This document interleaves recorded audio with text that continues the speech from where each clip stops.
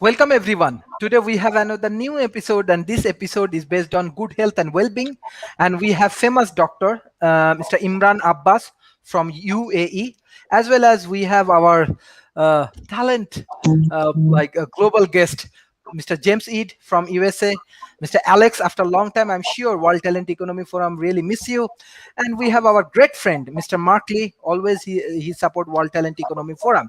So I want to start with my new guest and our famous doctors, Mr. Imran Abbas. You can introduce yourself with our audience, as well as we want to know about your activities, as well as how we can define world health and well-being. Like, Thank you, sir. It is great honor for me. And so myself, Imran Abbas, I am from Dubai and practicing as a laparoscopic bariatric surgeon. I am general surgeon. My specialization is general surgery. I am fellow of minimal invasive surgery. I am fellow of American College of Surgeon. I am also fellow of American Society for Metabolic and Bariatric Surgery. Also, I am a master trainer and also train my youngsters. I am also CEO of Global Laparoscopy and Robotics. Global Laparoscopy and Robotics based in UAE. And this organization also facilitate youngsters for training. So we have different chapters in Middle East, in Central Asian states, in Africa. Already we have started our training program and we arrange master classes for our youngsters. Also, we have a GLR TV. GLR means Global Laparoscopy Robotics TV. Weekly, we arrange an interview with a legend of bariatric surgery or weight loss surgery from all over the world, and it is a great academic activity and it benefits for fellowship programs. This is mhm. Thank you, I think thank you. someone mic is. Can you close your mic? Yeah, So yes. now because some sound was rebounding. I don't know. Someone mic is open. So regarding this health, so this is in my opinion, and now this is a great point, and also you highlighted very important topic. Nowadays we are living in a COVID era, so most of people they are isolated and they are so their physical activities are very less. And in my opinion, because basically I am a surgeon of obesity and weight loss surgeon, as well as I do surgery for diabetes. So yes, this COVID is pandemic, but it will go, it will control. But in my opinion, the real pandemic is obesity and real pandemic is diabetes. That is the real pandemic, and we must care. And one of the most important thing is healthy life, healthy lifestyle, healthy diet. If we follow these things, then we can control the real pandemic, that is diabetes and obesity. Sir, over to you. If I can continue. I don't know how much I have time. No problem. You can continue. No problem. So Yes. these points are very important. And if we follow the guidelines, and if you see all over the world, now about 30% population of the world is suffering with overweight and obesity. That is a real challenge. And if we see the main comorbidities related to obesity, at the top is diabetes, then hyperlipidemia, then we see hypertension, about 20 comorbidities related to obesity. And then again infertility, you can see quality of life and many things that I can, that back pain, knee pain, so different things. Because this nature, this God will make us, everything is balanced. This heart is for 80 kg, not for 150 kg. This kidneys are for 70 kg. So when this weight will increase, then there will be more pressure on our organs. And when patient is suffering with obesity, unfortunately, The awareness is very important, especially in third world. So we call this obesity or this overweight is disease. Just we ask, oh, okay, he's healthy. He's not healthy. He's disease. This is the disease, and then this disease cause lot of comorbidities. The one of them, the most important, is diabetes. And again, if I define diabetes, so this especially diabetes type 2, what it causes, the main side effect or complication of diabetes is so micro vessels, these small vessels, vessels who supply blood to kidney, vessels who supply blood to eyes, to heart, to other organs. And when it damage, then there is more chance of heart attack. Then there is more chance of kidney failure, and then goes to dialysis. Then more chance of blindness due to some issues in retina. So what, how much it is important, but we can control. We can control these all issues just with healthy lifestyle. If we follow the healthy lifestyle, healthy diet, physical activity. Now in this COVID era, what we must do, we must control our calories. So unfortunately, we are sitting on our sofa just watching TV. Our physical activity is less. Most of the parts are in lockdown or also this something like this, and people are eating and the main activity is eating. So you must control. When your physical activity is less, you must control your calorie. You must be conscious. In home also you can continue your physical activity. You must do some indoor exercises. So that is a very important. If your society, I don't know, because your message is for all over the world. Now in Dubai, fortunately, I can ask you, so now about 70-80% people have been vaccinated and completely controlled now COVID-19. And now, yes, we can go, but with the following SOPs, we can go at beach, we can go in the parks. Where I have routinely, we have started our exercises. But overall, because this message is for all over the world, so maybe many places, many cities, so there is a smart lockdown or something like this, but we must continue our physical activity and follow controlled diet, controlled calories. If we control this, then so yes, now you are sitting in home. Why you are sitting in home for COVID-19? Yes, this is good thing, but again you are going to obese, so you are going to overweight, so you are going to so suffering with diabetes. So this is again dangerous. So yes, from one pandemic, so you are escaping and also suffering with another pandemic.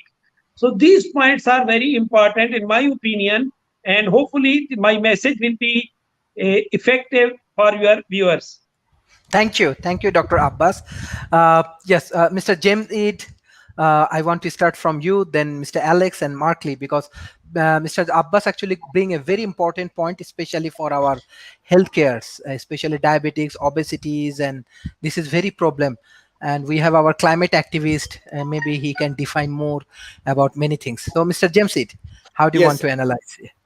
thank you very much, Sharif. It's my pleasure to be here, and I couldn't agree more with what the doctor has been telling us in terms of the pandemic of obesity. It's certainly true in the United States, and I think it is a global pandemic as well. But you know, I've also often heard from my friends in Africa, they want to be poor in America because when you're poor in America, you can be fat, you can be overweight. Because the problem we have in the United States is that the cheapest calories are the worst calories. So people can't afford to eat well.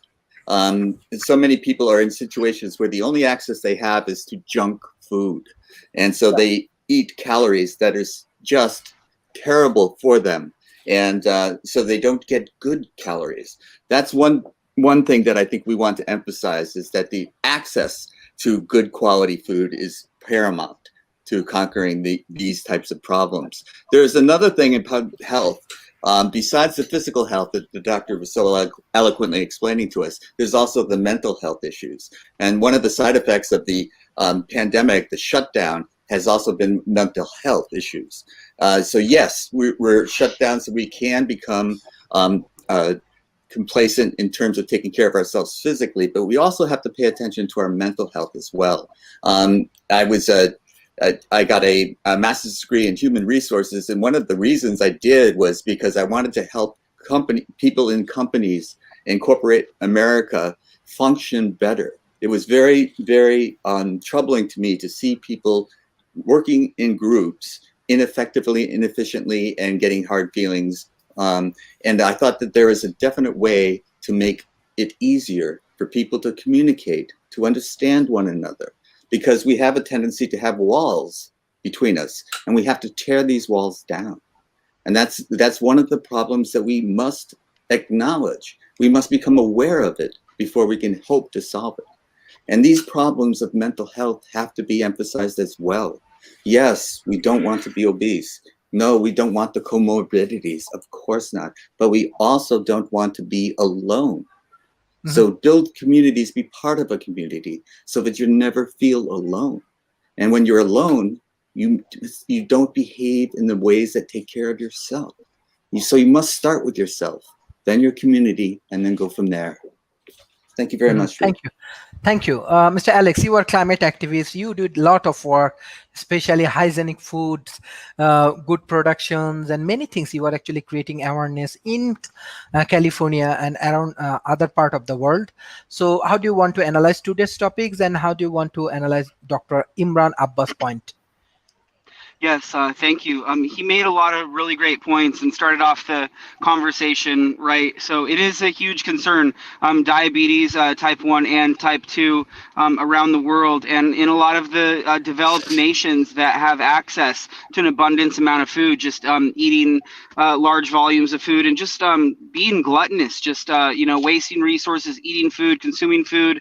It's a horrible problem that we do have to address. When we talk about food, different meats and cheeses and different types of food have different levels of calories. They also have different levels of good fats, bad fats, trans fats, saturated fats, proteins, and it's just good to know what a label means on the back of a package. So if you are eating the good fats, because we can get, well, here in the United States, I have access to get blood work done, and I could easily see my calories, how many good fats I have, how many bad fats, what my blood looks like, and I just had that recently, and my cholesterol isn't so great, so I'm working on it to get it back into balance.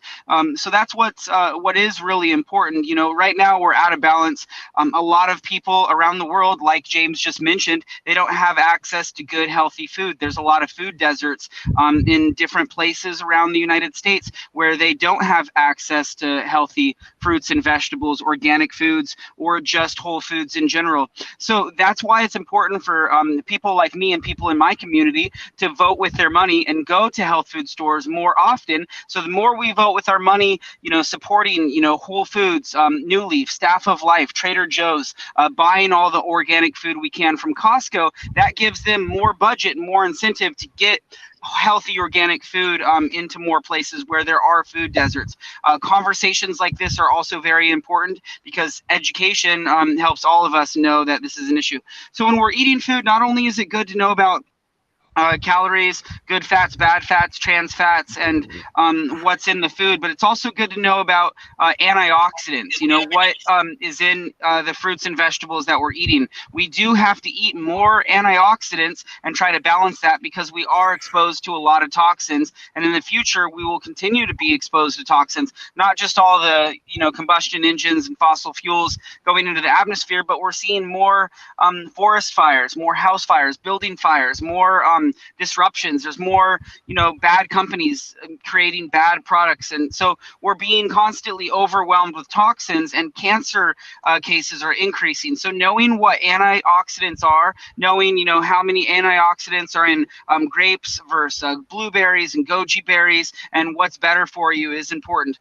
Over the last 10 years, I've ate mostly organic, and I'm really fortunate that I have access to an abundant amount of organic food. There's farmers markets here that I try to support. If you do live in a food desert or a place where there's not good, healthy food, I would recommend learning everything that you can about starting a garden. It doesn't have to be a big community garden or a large garden. I mean, you start with what you have and where you're at, you know, just having a couple planters, you know, setting them on your porch or your balcony and get started. So there are some other subjects that I was going to go into. I don't want to take too long, but just to try to avoid, you know, all the pharmaceuticals if you don't need them. I mean, there's a lot of reasons why people do need to take pharmaceuticals, you know, for different injuries or ailments, different infections, but we're way too dependent on the pharmaceutical industry, and just try not to use chemicals in general. I mean, we don't need to spray, you know, Roundup and Lysol and bleach and all these things, you know, in our home. So I'm super anti-chemical, and I'm alive, and I'm, you know, as healthy as I can be regarding toxins. So there's other types of chemical exposures. There's light pollution, noise pollution, visual pollution, and all of these pollutions that are constantly bombarding our system have a profound impact on our state of mind, our mental health, our clarity, and how resistant our body is to fighting off toxins and not succumbing to cancer. So again, diabetes is a horrible thing. The doctor might want to go into it, but I think you're born with type 1 diabetes, and type 2 is basically you eating really unhealthy over a short or long period of time, drinking a lot of soda, eating a lot of hamburgers, eating a lot of trans fats, saturated fats, and then you're stuck with this lifelong ailment. And it's not like you just had unprotected sex with the wrong person. You just ate bad and now you're sick. It's a horrible thing with type 2 diabetes. And then you could possibly lose your vision. And it's a horrible thing that a lot of people in America are going through. And raising awareness of type 2 diabetes, I think, and type 1 is very important.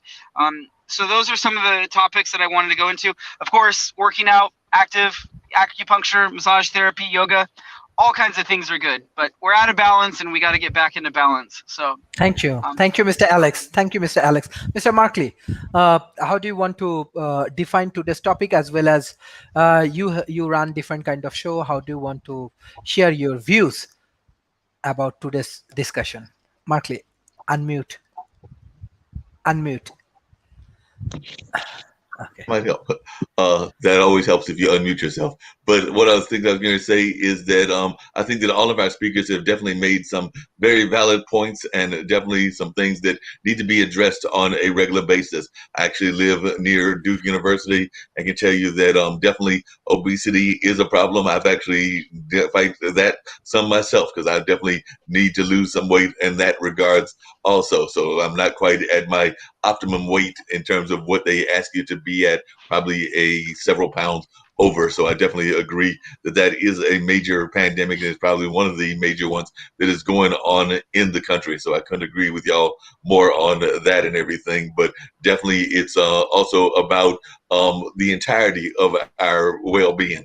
Because like I said, we have to do, as Jim was just talking about, and making sure that we are addressing all the aspects of our health, meaning both our mental health, our emotional health, our physical health, but also our spiritual health and the other parts of our health that exist as well. Because it's always important that we try to be as aligned as possible in all of those ways. And I always look at us, excuse me, individually as all of those aspects of who we are as individuals. So I always think of that in that sense of being both an emotional person, a spiritual person, a physical person, and a mental person. And we definitely need to be sure that we are aligned in all of those ways.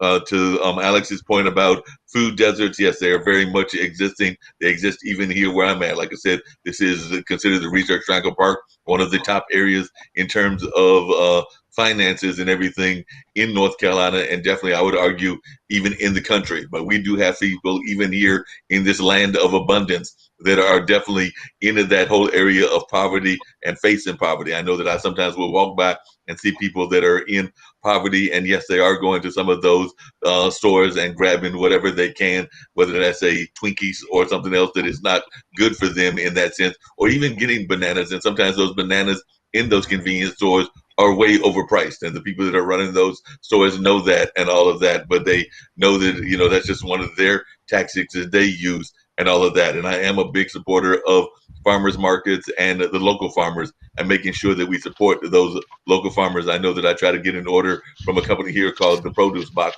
and there's another one called Tall Grass or something like that. But there's some of these local things that allow you to get some more homegrown kind of foods and some more organic kind of foods to add to your menu and everything. But the truth of the matter, and I heard somebody mentioning Whole Foods and things of that nature, is that unfortunately some of those are priced outside of people's price ranges as well. And that's something that we need to work on and think about as well, because sometimes they're not priced in the range where folks can deal with it. One of the things, I was actually on a call earlier this month and everything that was talking about the whole Red Nose Day. And, that's to celebrate child poverty. And it started in London and it'll be here in the U.S. I believe that's in May is the official Red Nose Day and everything. But it's about eliminating child poverty. And it makes no sense to me that we would have one child, much less several thousand or even a million of children that are being don't even have the resources to get the kind of food that we would like them to have. And that's a global problem. So that's one of the things that I think we also need to address is the whole concept of health for our kids, but also health in the education system. I don't know about the rest of y'all, but I remember when I went to school in the 70s and everything, there was courses around food and education and things of that nature. And unfortunately, a lot of our schools here in the West have taken those kind of courses out. They've taken those courses out just like they've taken out arts courses and a number of other things. So, and for us to fight this, we need to fight it on all levels, including making sure that our schools are actually teaching about good health and teaching about good health practices, because that's some of the things that I feel that we're not doing enough of on a global way. So I think that we need to do more of that in that global sense. But that's just some of my thoughts and everything, and I hope that that answers some of your questions. Thank you, Mr. Markley. Thank you, Mr. Abbas. That you are doctors, and we want to know more about vaccine and vaccine-related, how it works, how it create awareness, because we have many audience from developing nations, and they also ask us that how actually vaccine work. Is it helpful for us or not? Some people are afraid. Still, they are thinking it's good for us or not. Many people is still affecting by the COVID. We want to know the real scientific analysis from you. Thank you, sir. This is a great question, in my opinion, because if we see nowadays, no doubt we are in COVID era, and unfortunately, sometimes we hear something wrong about vaccine. So this COVID-19 is reality. First of all, if you remember, initially, most of these people say, no, this is nothing and there will be no problem. Just this is from this country, from that country. We are scientists. I am a doctor. We must be realistic. COVID-19 is reality. COVID-19 is pandemic. And also there is 100,000 patient has been died due to this COVID-19, due to this virus infection. Now, yes, in market, we can see different vaccine, must do vaccination. Now we have Chinese, also we have like Pfizer, that is the combination of, I think, Germany and US, and we have AstraZeneca, that is Oxford and Sweden. So also the different brands, but these three brands are, and also now recently I hear about Russian, no issue, because all of these are vaccines. So what is the role? Because our maybe our viewers all are not doctors and also public, because this is your program is for public awareness. So what is the role of vaccine? Vaccine create antibody in your body for protection from that specific virus. So when you will have antibody in your body, then there will be less chance of damage. So what is the question nowadays? Because I face routinely, someone asked me, I did two doses of vaccine. Again, I am positive. Okay, no issue. You are positive, but now effect will be less. So if you are not vaccinated, then there will be more damage. So when you have already antibody in your body, yes, you can be positive. There is no one will ask you, you will not take COVID, but that COVID will be not aggressive because already your body is ready to fight with that COVID.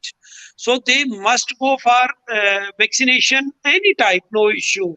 I cannot ask you which is good.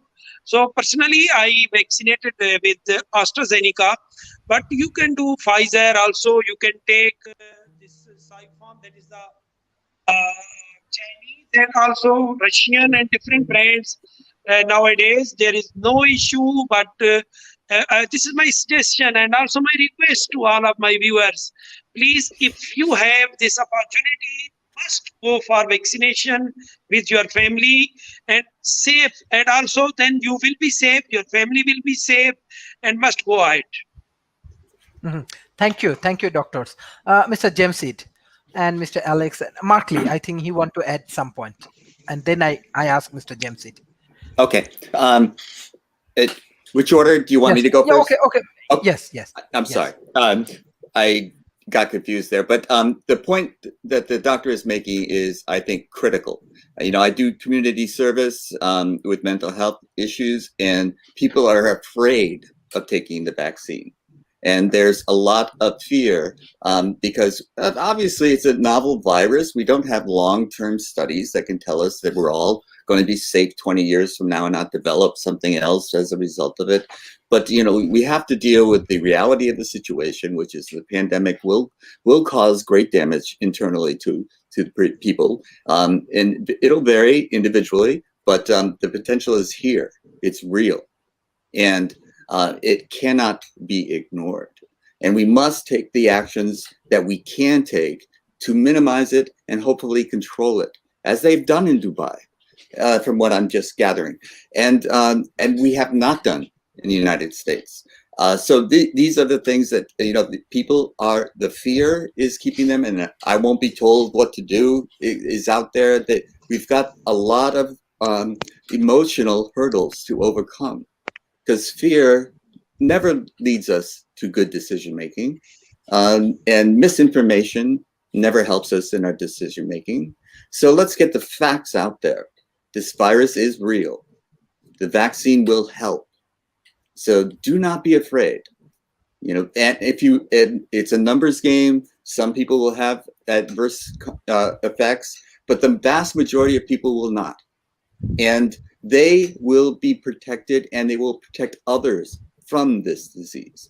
So the more people get vaccinated, the more people will be capable of withstanding it, even if they get infected. We still have smallpox in our systems now because we got vaccinated when we were young. But as we age, it manifests itself in shingles. So we don't necessarily get rid of these things, but we manage by building our immune systems. And this all goes cycling back to take care of yourself. Make yourself as robust as you possibly can. Build your immune system as strong as it can. And if a vaccine helps you build antibodies that help you fight off of this virus, take it. Thank you, Sharif. Thank you, Mr. Markley.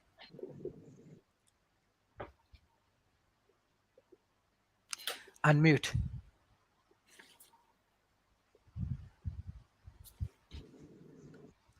I said one of the things I was going to add and everything, and this is actually on a more positive note and all of that, and some of it is maybe not on as much of a positive note, is that we've definitely seen, kind of coming back to what the doctor was talking about, a rise in food delivery services, things like DoorDash and Grubhub and things of that nature. So that's the non-positive note of what I was going to say. But on a positive side, one of the things that I've seen here in North Carolina, I've actually even seen it globally, is there is a rise in people's thoughts about wellness, people's need to wanting to have kind of a more well-balanced life. And so we are seeing a rise in a lot of people getting back into meditation, getting back into yoga, which is a form of exercise, getting back even into some of the dance things that are going on in society as well, which is a form of exercise. So that's one of the things that I've seen, is that because of so many of us being at home, stuck on the computer, doing our work from home, people, as a general rule, do like to be social, and they do like to get out and be among the people. And since you can't be among the people in the usual ways of being among the people, I've seen even like entire dance groups and yoga groups that are having sessions like this with each other, but it's also having the exercise that they are doing, whether it's learning the different yoga steps or learning the different dance moves. So that's something that I have seen on a positive note in a push for mindfulness or wellness in that sense. Thank you. Mr. Alex. Yes. So again, another great show, and we need to have conversations like this. So today's topic is about health and wellness, and all of this comes down to people's individual initiative, taking that individual initiative to listen to some of the things that we're saying, do some research on your own, and actually do some of the things that we're talking about. Try to pay attention, to what you're eating, what you're consuming, the people that you're around, what you're exposed to. Take care of your mental health in different ways that you can. And what was just mentioned, take the individual initiative to put on, some instructional yoga video, or do some stretches, or do some workouts in your area, because you're in charge of your own health. No one else is going to do this for you. So I think just being motivated, watching videos like this, being inspired. There's a lot of other great videos on YouTube. If you do the correct keyword searches, there's a lot of information on the internet. The people that are watching this have access to the worldwide internet. So just taking it upon yourself to know, what's good for you and what's bad for you. And right now we're out of balance. We're seeing that with obesity that's been mentioned. We're seeing that with diabetes that's been mentioned. And unfortunately, as James mentioned, the misinformation and the disinformation has really slowed down our potential progress to solve this pandemic with the vaccination. So I actually got my first Moderna vaccine on the 7th. Today, I believe, is the 21st, and I'll get my second one on the 7th of next month. I'm really excited that I'm now part of the solution. Even if I get sick, I think I have the ability to contract it to someone else, but so I'm still, practicing social distancing, wearing a face mask, washing my hands, and doing all those other things. But the vaccinations are a huge part of the solution. Some of the things that are slowing down our potential progress to solving this vaccine is the anti-vaxxers that are spreading misinformation and disinformation. If we would have all got vaccinated sooner and faster without that, whatever slowed us down with that. So basically, it's increasing the chances of coronavirus variants from proliferating and then spreading. So if we all took vaccinations, we would get like a much better grip on this pandemic. And now, since so many people are slowing down our progress, the coronavirus variants, basically it has a higher chance and percentage of replicating, and that's going to be concerning. So those are the two things that are really going to slow us down, are the people who are denying the vaccinations and the coronavirus variants. So I just wanted to talk about food deserts. It's been mentioned a couple times. For those that don't know, it's basically when you don't have access to like healthy organic food, whole foods, or anything healthy, like a farmer's market, like Whole Foods. So if you have these gas stations, these small stores, small convenience stores, small grocery stores, and within most people, maybe in Chicago and different places, they live in these poverty-stricken neighborhoods. So where they go to eat, they only have this list that I created. So from what I'm imagining, it's only like candy bars, sodas, chips, small cakes, Twinkies, that was just mentioned, beef jerky, ice cream, and stuff like that. So it's a lot of processed food, a lot of sugary food that's high in trans fats and saturated fats, and high in like palm oil, which is also really bad for the environment. So if you experience the things that I just listed, that's when it is better to try to spend that extra money and get the little salad, get the banana, or sometimes some of these convenience stores have trail mix, and that's closer to like a whole food, and it's going to be a little bit healthier. I'm fortunate that my girlfriend is vegan, and she eats really healthy, and she, tells me a lot about, organic food, healthy food, and we just eat healthier in general. Costco here in Santa Cruz, where I'm located, they do have a huge organic selection. Like, I don't know why. It's probably everyone just voting with their money. So the more we vote with our money here in Santa Cruz, the more likely Costco's in different places in the United States will carry organic food. And it was mentioned earlier, not everyone has Whole Foods or New Leaf or a farmer's market, but Costco's are there's a lot of Costco's. I don't know if it's global, but they're definitely around the United States. Same thing with Walmart. Walmart carries organic food here in California. Maybe Walmart will start incorporating more organic food when it comes down to education. So it is important to eat as many fruits and vegetables as possible. Of course, most of us know that organic is important. I didn't mention, or it hasn't been mentioned in here, is water. Water is really important to be healthy. It flushes out your body. It gets antioxidants.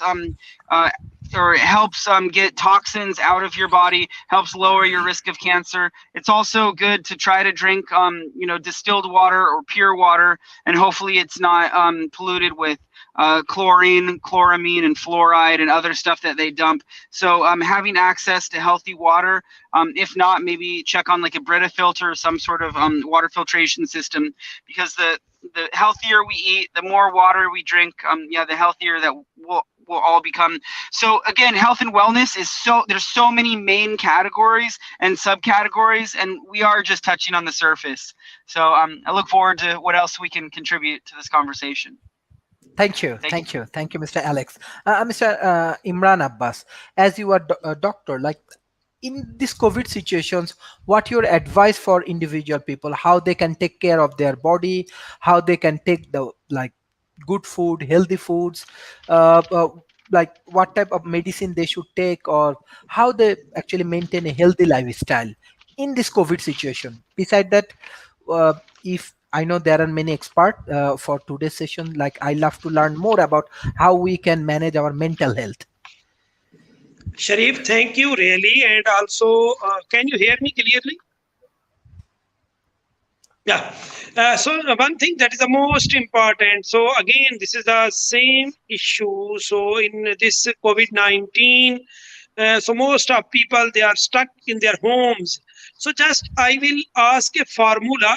Overall, I appreciate all speakers, and it is also very learning, especially for me. And special thanks Alex, who highlighted very critical points, especially like saturated fats, and also this sugary diet and sugary food. These are very important points. Hopefully our viewers, so they will follow these guidelines. And also one point that most of them they highlighted regarding organic food, that is also very important. So regarding this, I will ask a formula for my viewers that is so simple. If they follow this, hopefully in their life, then they will face less issues. So just I can ask, first of all, how you must eat. That is very important. So then you can see our lifestyle, how we are opposite of this protocol. So we must take breakfast. That is very important, but before 9 a.m. So now, unfortunately, all the night they are awake, they are watching videos. So early morning they going to sleep, because most of them at home until afternoon they are sleeping. So this is dangerous. So must take breakfast. So breakfast must be good. Then they must take lunch at time, but sufficient. No need to take high calorie. And also regarding dinner, that must be less. And they can take fruit. But unfortunately, we are opposite. Especially we are living in Middle East. So our invitations are at dinner. So this is dangerous. We take more dinner. So we skip our lunch and also skip our breakfast. So must take care. Breakfast is very important. Then you can take dinner, lunch at the time, not at 4 o'clock, 5 p.m. No, 1 p.m., 10 to maximum.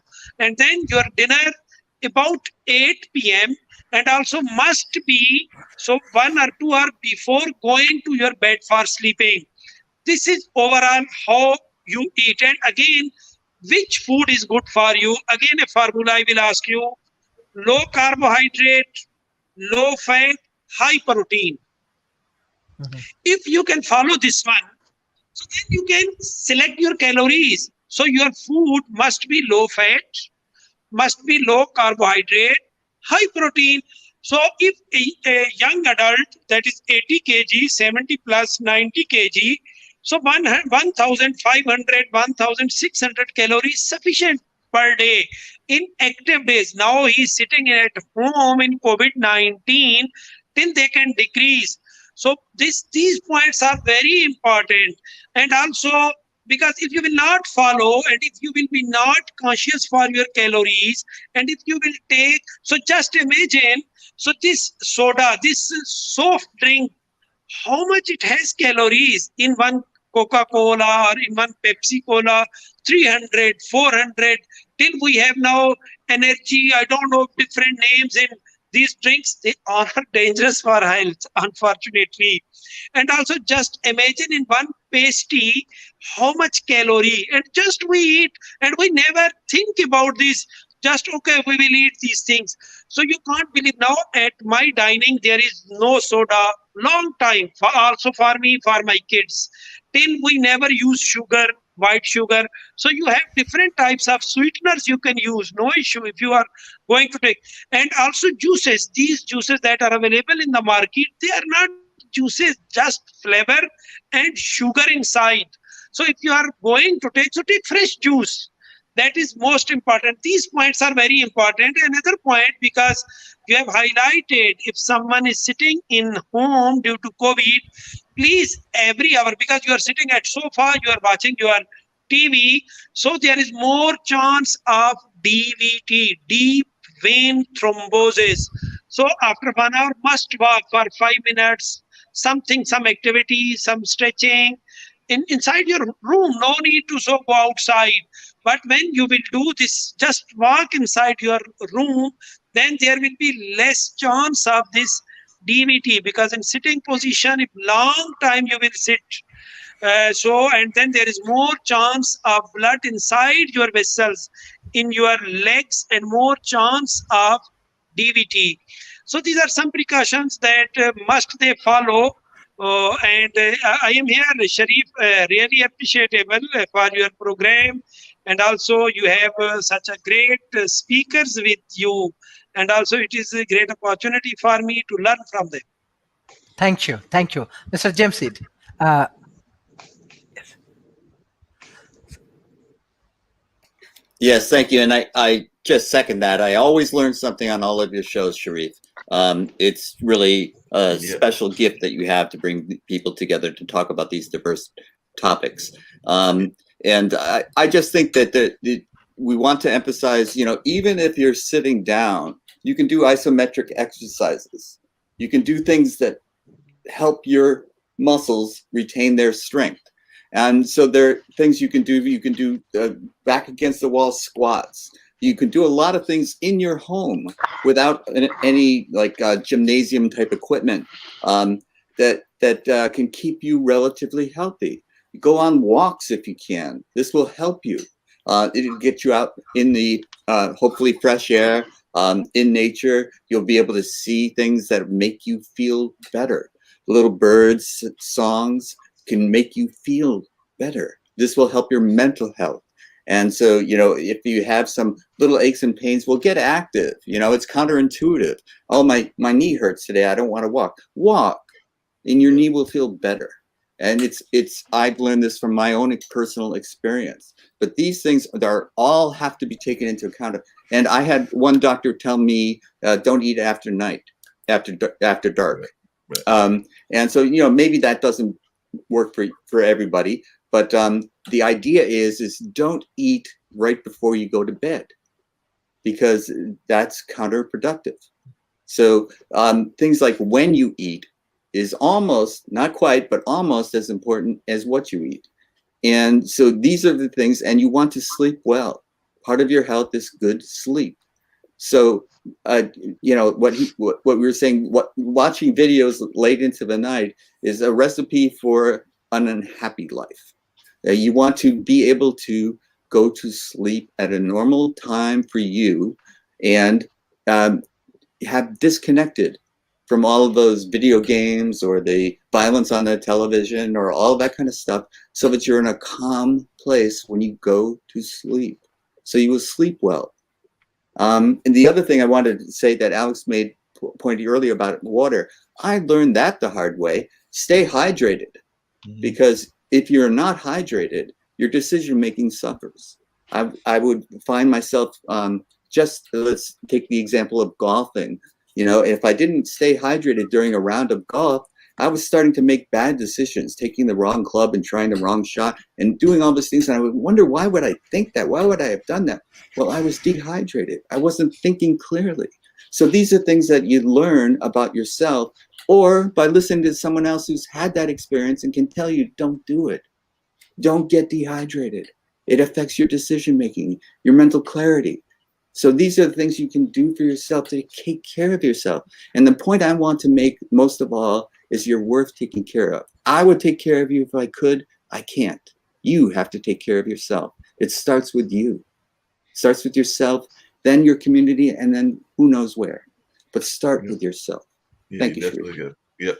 If I can add something to Martin. that, one of the things I was going to add, and actually I think the good doctor had alluded to it, but he didn't quite touch on it all the way and everything, which is that, and I'm sometimes guilty of not doing enough of it myself, but we need to get and make sure that we've got plenty of sleep. Sleep is a necessity to rejuvenate yourself and all of that. So while we're in this very busy society, we also need to take time to sleep. And I do agree with what Alex said as well, that water is very important. We do need to add that water aspect. And yes, I do agree that going for a walk is a wonderful thing. I know that yesterday I went for a walk and I saw 2 sparrows that were just sitting there on a brick outing and everything. And I just took a second to sit there and observe them while they observed me. So like I said, we were sitting there and mutually observing each other and all. But you need to have those type of times to reflect either on other people's pets, if you don't have pets of your own and everything, or the things that are out there in nature, be that a bird, be that a turtle, or a number of other things that exist out there in Mother Nature. So that is something that we also need to be doing on a regular basis in that sense. And in the sense of the vaccine, actually, I just got a call earlier today from my brother telling me that one of our local high schools is offering free vaccines that you can go out there and get between the hours of 7 and 8. So he was letting me know that that was going on. So unfortunately, I've got my podcast all day today, way until past that hour. But I am thinking that either in the middle of this week that I will be trying to head over there and get those shots and everything, because I was actually waiting for them to get to my stage, because they're doing stages here and I'm in stage 4, I believe it is, or group 4 and all of that. So definitely you want to be following whatever their protocol is. So definitely looking at that as well. So that's just one of the things I want to share. On a different note, and I just wanted to bring this to people's attention, because I do think that obesity is very much of an issue that we need to be concerned about. Definitely need to work on that if that's something that you are concerned about. But at the same time, and Jim knows this, I've got friends of mine that are even bigger than I am and everything. So I'm not a big fan of what we call fat shaming, because there's definitely people that are not able to lose the weight. They may be big boned, or they may be just naturally heavier than other people. And so we need to be also, while we want people to be healthy in their weight, we also need to be of the understanding that different people have different weight sizes that work for them and everything. And unfortunately, our society still has kind of that Twiggy mentality, where they think that everybody's going to look like a supermodel or the old Twiggy model, which was the very super thin person and all of that. So while I'm not saying that everybody needs to be super thin or look like J-Lo or look like some of the other people that they put out there as their great images, do understand that we do come in all body shapes and all styles, and therefore we don't need to be shaming folks that may be in the bigger boned kind of element. So just wanted to share that and add that as well. Thank you. Mr. Alex. Yes. So I guess I'll add about organic food. So the difference between organic and non-organic food is non-organic food is generally sprayed with a lot of chemicals, a lot of toxic stuff. They use fossil fuel derived chemicals to keep insects off, insecticides, rodenticides, herbicides, all of these different things to try to grow our food. And if you've been on the internet long enough, you've seen people actually wearing like nuclear, chemical, biological suits and like hazmat gear and all this stuff, spraying chemicals on our food. And they do this because it's a lot cheaper for them to grow food by using synthetic chemical fertilizers and all this stuff from the fossil fuel industry. So it's a cheap way to grow food. So not only are they spraying the food to keep the bugs off, the bad bacteria and mold off it and the rodents, but they're also using synthetic fertilizers to grow the food. So then it's systemic in the plants, in the food. So when we buy non-organic food, not only are we possibly or usually ingesting all of those toxins that are on the outside of the the fruits and vegetables, but also they're inside, because that's how they grew it with those chemicals. So when we buy non-organic food, we're basically supporting that system, and that system is supporting the fossil fuel industry when we need to transition away from fossil fuels and be more sustainable and have a circular economy. So that means us composting more, using just organic food practices, because right now we're depleting soils around the United States and around the world because we keep dumping so much toxins. So eating organic food, we're basically eating less toxins, and that allows us to be more resilient, and allows our bodies to be more resilient towards any potential infections, any injuries and ailments, or more specifically cancer. We're seeing increases in cancer cases around the world, and they're even projecting that 50%. I don't want to spread misinformation, but a couple years ago, and I think I verified it, but it said something like every child born today has a 50% chance of getting cancer in their lifetime or something. So cancer cases are increasing, and it's just horrible, all of the toxins that we're constantly exposed to. So I'm going to mention off-gassing. I have taken a course in sustainable building construction and design. So off-gassing is an environmental toxin. It's when you're in a house, a building, a room, even my car. So anything that's made from synthetic fossil fuel derived materials or chemicals off-gasses toxins, like this steering wheel that's made from some sort of rubber composition, the pen. So all of these things off gas either a small or large amount of toxins, and we inhale that. One thing that's specifically concerning, unlike the brick wall behind James, is paints. Anytime we paints, they off-gas toxins. So that's why it's really important to purchase non-toxic zero VOC paint, so we're not breathing that. Synthetic carpets that are derived from fossil fuels, polyesters, those off-gas toxins over decades. So just knowing that all the paint thinners and the lacquers and all the chemicals in our homes, off-gas stuff, is important to know. And that's why it is important for us to eat more fruits and vegetables, drink more water, more antioxidants. So there's a subject that we haven't discussed in this about health, and not everyone knows about this. So our gut, and maybe the doctor can go into more detail, our guts in our stomachs and our intestines have good bacteria and bad bacteria. So the more sugars that we eat, the more processed sugars, the more white sugars, the more synthetic things, the more I think probably palm oil, but definitely more saturated fats, all the bad stuff, all the cakes and cupcakes and sugary drinks, sodas, pizza, all that stuff that we're eating proliferates the bad bacteria in our stomachs. So it's out of balance. So that causes us to be less resilient to other negative influences in our body.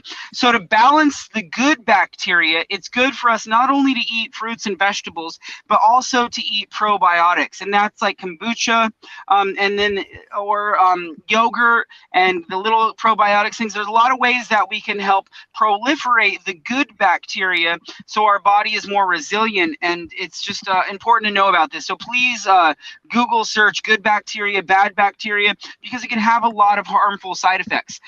Anytime I want to know, okay, so there's signs and symptoms of when your bad bacteria and your good bacteria is out of balance. One of the ones that I notice is when you get little flaky things of skin right here on the side. That's a sign of bad bacteria.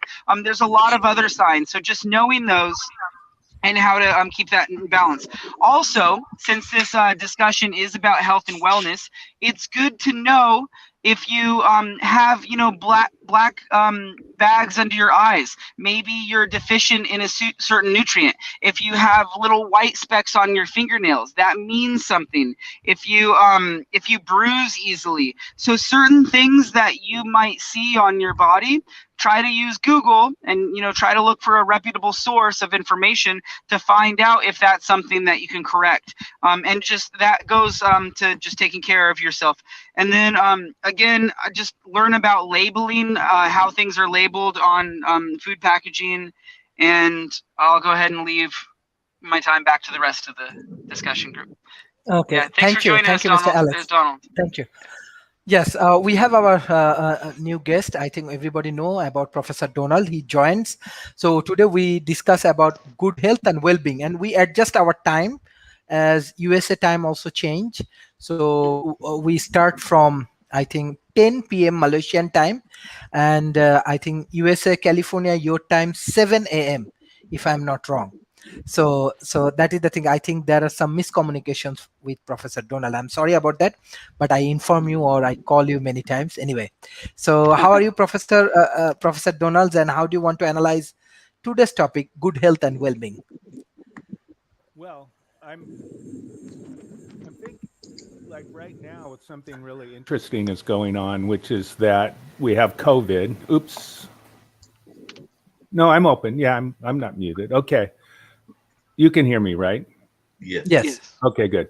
Right now we have COVID, and the countries that have the vaccines are hoarding the vaccines, and they're not available to people in the developed world.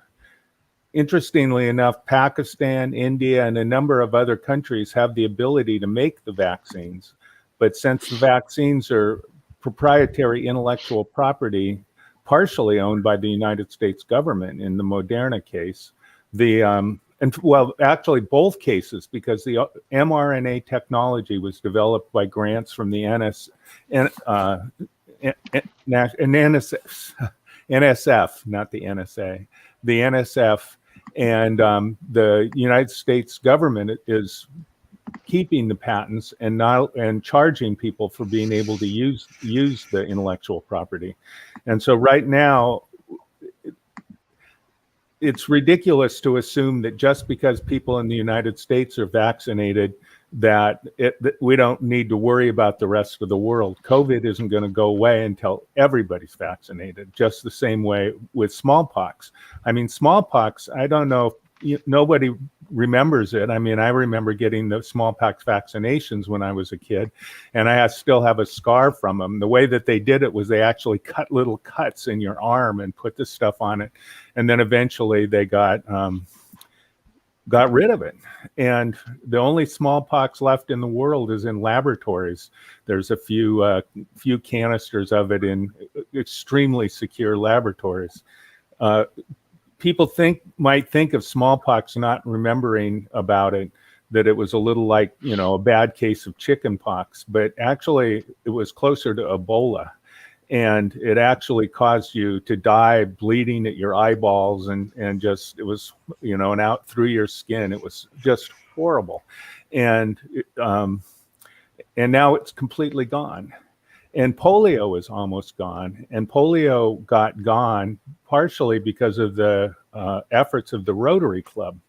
The Rotary Club mobilized, there's Rotarians in every country in the world, and the Rotary Club mobilized to distribute the vaccines and administer the vaccines, because some countries are so dysfunctional that they couldn't really go through the government's healthcare systems.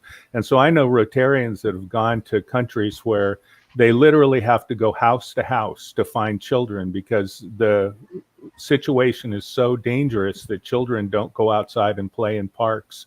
They don't go to schools and so on like that. And that was all done as a volunteer effort. In case you don't know, the Rotary Club is the largest service organization in the world. It's in every country. It's, I forget exactly how many millions of people, like 32,000 different clubs, and they do everything by volunteer. So if you donate money to the Rotary Club, they actually put the money in a bank account and use the interest for anything that they need to do for administrative costs. But every dime that goes to the Rotary Club gets used to help somebody. There's, unlike the United Way, where a third of the money or something like that goes to administrative overhead. So anyway, the point that I'm trying to make is that health isn't a national issue. Health is a global issue, and COVID has brought this out and really highlighted it. But polio has almost been eliminated. Theoretically, measles could be eliminated, but there's people that are anti-vaxxers and things like that that don't. It had been almost totally eliminated in the United States, but it came back because people stopped taking vaccines. But I'm sure that people in most of the world, I mean, most of the people in the world by far would get a COVID vaccine if they could. My wife's a nurse practitioner, and I asked her the other day, I said, well, do people who've had COVID already figure, well, they don't need to get a vaccine? And she said, oh, no. They are the first ones that want to get it because they do not want to get COVID again. They know what it's like, and they don't want to go there.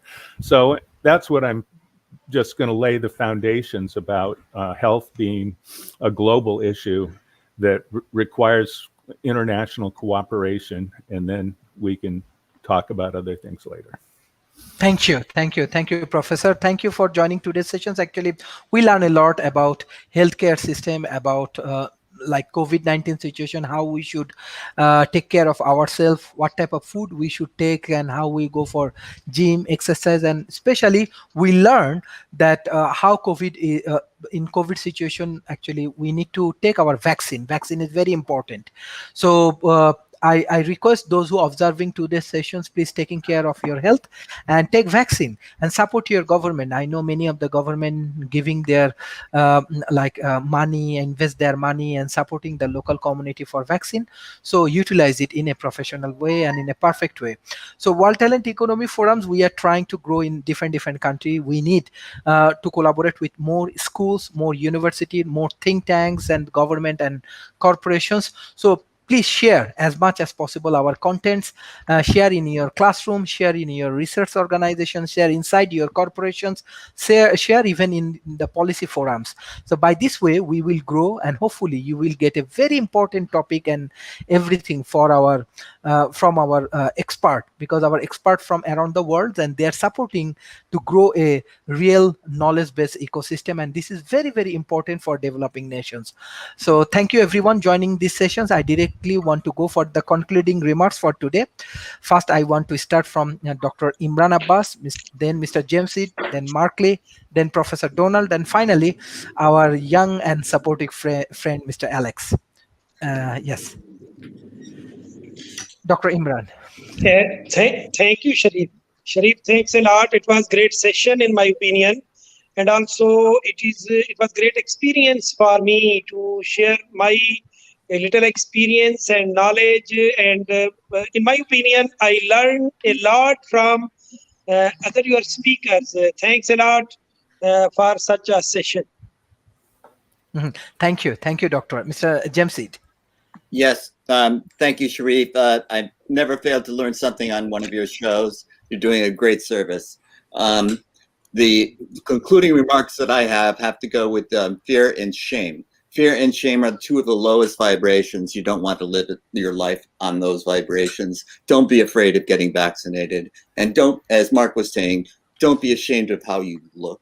It doesn't matter how you look, but you do want to take care of yourself. You want to take care of yourselves because you're the only one who can do it. So eat well, sleep well, exercise. These are things. And if there's a pandemic going around and there's a vaccine available, take it. Take care of yourself. You're worth it. It's important for you to take care of yourself so that you can be there to help others in your community. So it starts with yourself, then your community, and who knows how far it will go. But start with yourself. You're worth it. Thank you again, Sharif. Thank you, Mr. James. Mr. Markley. Sharif, you've done another masterful job once again of putting together a great panel and everything along those lines. Definitely, as Jim was saying, and as I stated earlier, I like to think of us as being definitely trying to be aligned on all the aspects of who we are as individuals. So that means that definitely take care of your mental health, take care of your physical health, take care of your emotional health, and also take care of your spiritual health as well, because that's just something that I think that we all need to be trying to do on a regular basis, even during this time of us being in the middle of this pandemic. And it does seem like we're heading around the corner and are heading toward a better time and all of that. But still, we need to do as best as we can to be in this wellness space and definitely trying to live a good and productive life and all of that. And as Jim said earlier, we definitely don't want folks to be ashamed of who they are. Definitely be proud of who you are, no matter what your race or creed or orientation or religion or none of those other kind of dividing factors that exist in society. So I would just urge everybody to take care of themselves, to do the best that they can. And as they say, and it's kind of cliche, live the best life that you can. Mm-hmm. Thank you, Mr. Markley. Professor Donald. Well, I have to agree that it starts with you. I want to emphasize something that I've emphasized a lot, which is that it's important to think scientifically. And in scientific thinking, you tend to basically not believe things until you have enough evidence that the probability that it's true becomes high. If you look at the probabilities of the vaccine, you would see that the probability of something bad happening to you based on the tens and hundreds of millions of people who've already gotten it's basically non-existent. No one has ever died from the vaccine. A couple of people have gotten anaphylactic shock, but they anticipate that. So they have somebody there to shoot them up with an EpiPen and they're just fine. I mean, if you get anaphylactic shock in your life, you're used to it in a way. I mean, it's not a big surprise to you. So don't just look at the probabilities. I mean, there's no absolute truth. I will say that I know several people who have decided that they aren't going to do Western medicine for cancer, and they all died. I mean, the nutritional regimes and all those kinds of things just didn't work. They died. I know several people, and as they were dying, they said, "Uh-oh, this isn't working," and they went back to Western medicine, and it managed to eke out a few more months of their lives. But I would be very, very cautious. There's no evidence whatsoever that you can cure yourself from diseases by your diet. However, I will also say that if you eat, sugar's poison. It actually ruins your brain. It literally causes brain damage. And it causes all kinds of systemic damage. So, and things like fresh vegetables and things like that have phytochemicals in them and other kinds of things that we haven't even identified them all. But if you look at things that extend your life and extend your health and even your digestion and everything else, fresh foods are very valuable. I want to say, and I know this is something Alex and I disagree on, which is fine. I mean, mild disagreements are how we learn things. I am a big fan of GMOs, and I think that GMOs are something that's probably going to help us a lot in the coming times as climate changes. The vaccines that we're using right now are GMOs, and so just painting with a broad brush, I think that what happens is that people have gotten upset about Roundup, But Roundup isn't a GMO. What happened was that they developed a type of plant that was immune to Roundup, and then they started planting those plants and then using lots of Roundup. But it wasn't the GMO that was the problem per se. It was the way it was used. So I just want to throw that in. I don't think you should be afraid of GMOs. There's no evidence whatsoever that they're a problem. And that's just what I want to say is, the one other thing is I want to echo what the other people have said is that your attitude and your feelings about yourself are going to change your health. People who are low status have much worse health and die sooner. People who are socially isolated, there's papers that show that social isolation causes one of the genes in your body that works to create your immune system to stop expressing itself, and you die.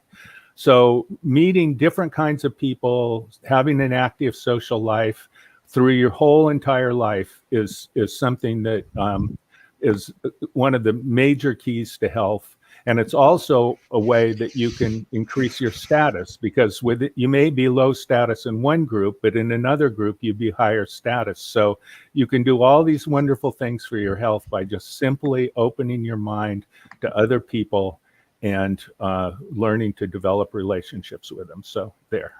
Thank you very much. I'm sorry I was late. Thank you.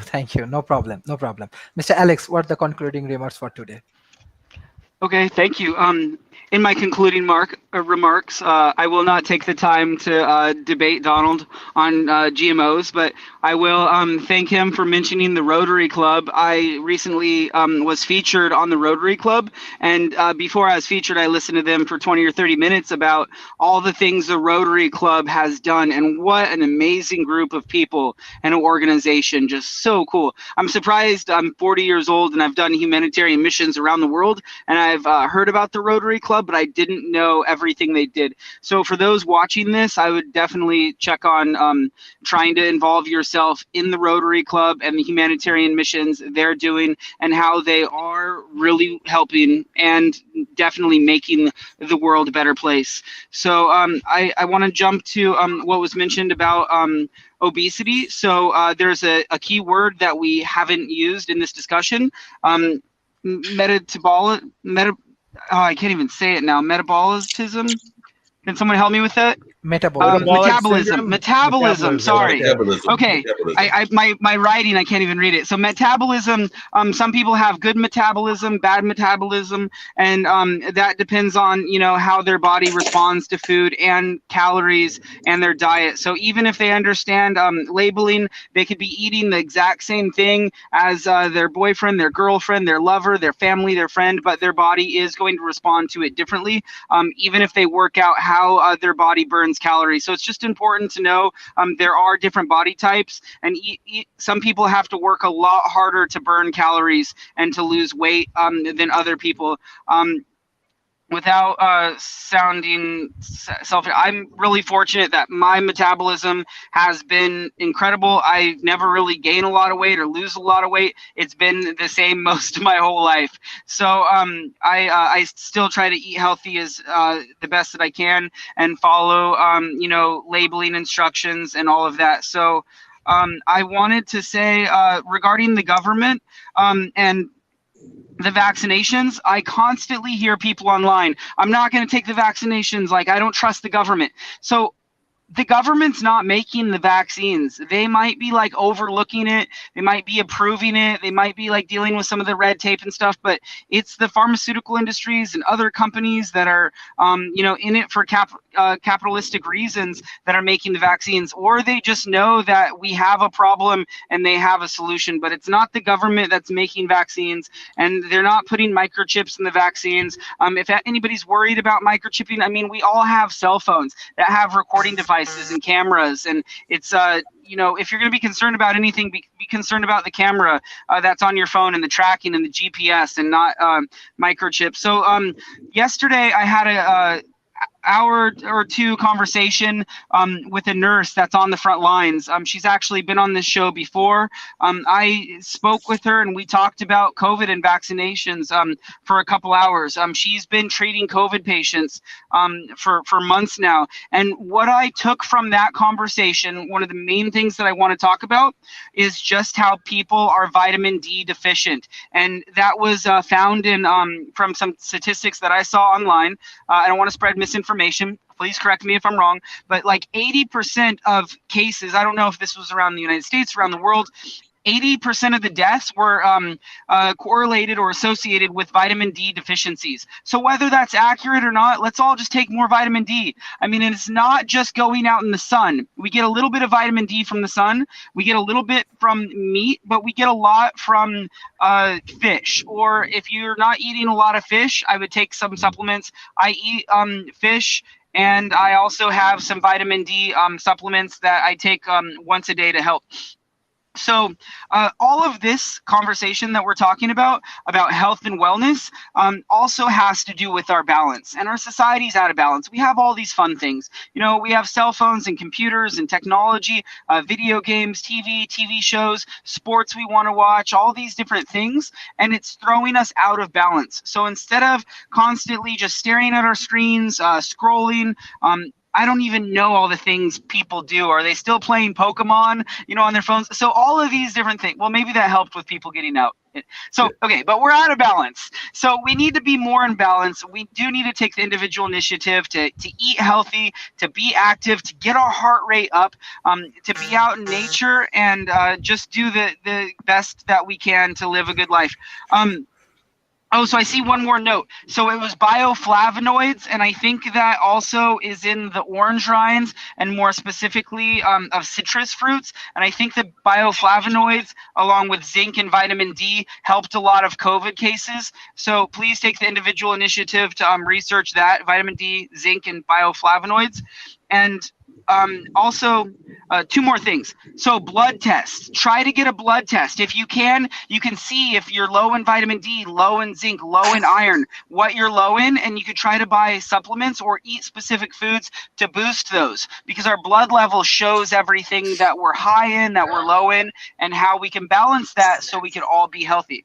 So the last thing that I want to mention is we need more activists, more people talking about Ayurvedic medicines, natural medicines, Chinese medicines, what pharmaceuticals are good, which ones are bad, talking about food deserts, trying to get organic food into more places, trying to promote farmers markets, trying to promote organic food and natural ingredients and whole foods. And we need more activists trying to educate people on all these good things that we could be doing, because all of these big corporate companies, Coca-Cola, Pepsi, all these chip companies that are constantly bombarding us with sugars and processed foods, they're overwhelming all of the good things that we could be doing for our bodies. So again, we need more activists doing all the good stuff, so we're more in balance. And that's all I'd like to add for this wonderful conversation. Thank you. Thank you. Thank you. Thank you. Thank you for today's discussions. I think.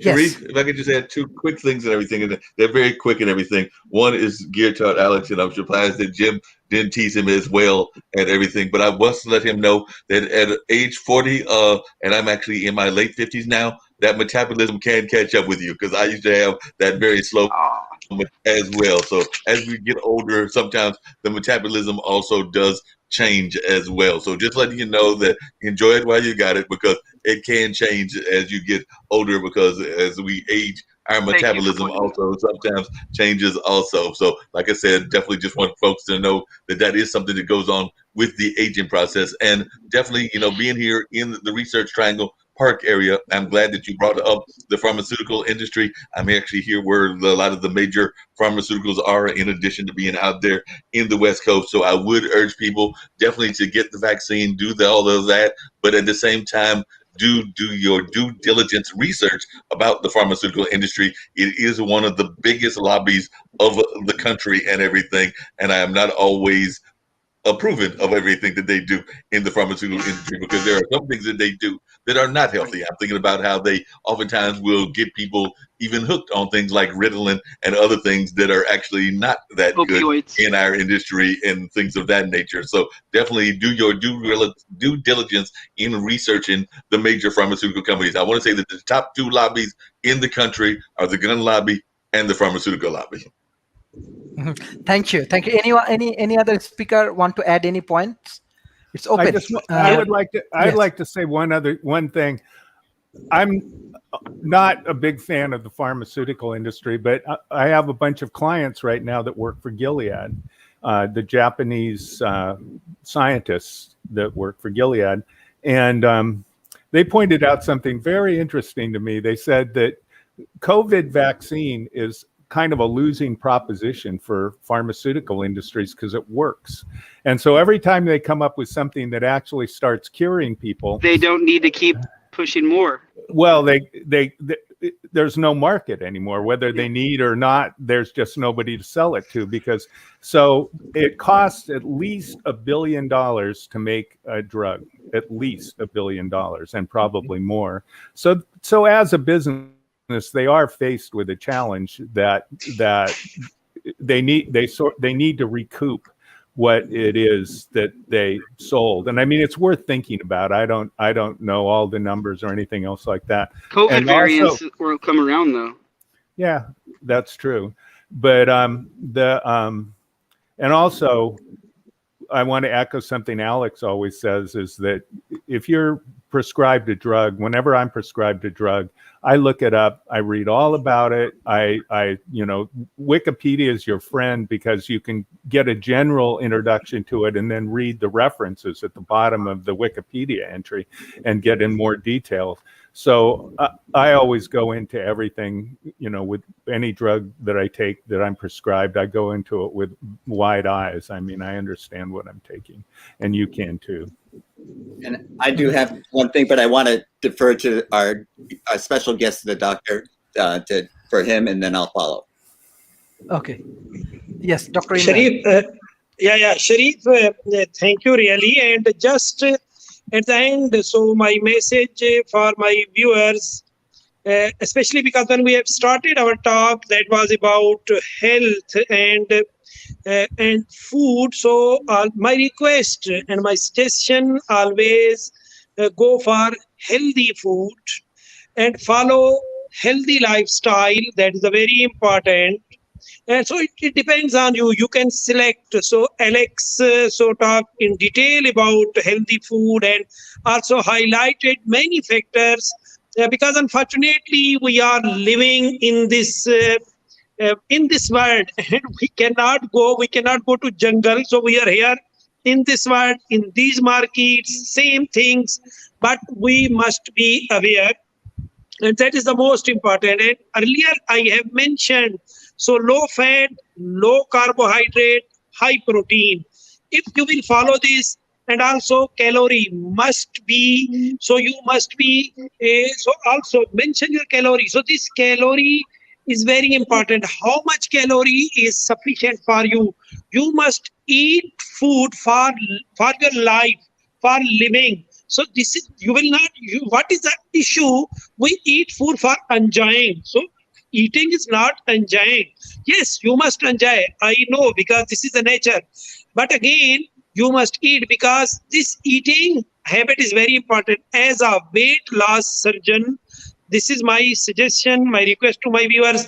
And regarding COVID-19, so take it serious, especially for your viewers, especially those people who are not follow SOPs, must follow SOPs. If you are in lockdown, if you are in small lockdown, again be careful, because there is more chance of weight gain or overweight or other comorbidities at your home. So also regarding vaccination, so I suggest go for vaccination. Mm-hmm. Thank you. Thank you. Mr. Jamsid. Yeah, my final comment is, I can't believe I forgot to say this, but there are walls between us and we want to tear them down. Now, it would be ideal if we were all activists, but if you can't be an activist, not everyone is, that we're all different. but take care of yourself first, because otherwise you're just another brick in the wall. Thank you, Sharif. Wonderful show. Thank you.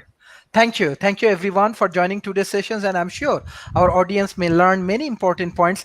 And especially, I want to give thanks our speakers and our audience. And I request all of our audience share as much as possible. Even we have many speakers. Everybody is actually influential in the social medias and everywhere. So share our content as much as possible. And soon we are starting our academy as well as our like summit. So hopefully we need more of your contributions. So if you have any kind of things that you want to collaborate with World Talent Economy Forums, we are very much open. Beside that, we want to share that World Talent Economy Forum soon we are starting a university as per our commitments, university projects with the collaborations of two big corporations in Bangladesh as well as Malaysia. We are developing one of the largest collaboration. Hopefully it can be a biggest projects in South Asia. So thank you everyone for your continuous support, and soon hopefully our speakers become our universities professors and lecturers and the mentors for our youth communities. We are really doing hard work day and night as much as possible. We need all of your support. We need to change our world, but this is teamwork. We need to work together. Thank you everyone for joining World Talent Economy Forum. Thank you. Thank you for your continuous support. Thank you everyone. Sharif. Bye bye. Thanks a lot. Yeah, Thank you. Sharif. Thank you. Sharif. Bye bye. Take care. Great to meet you. Yes.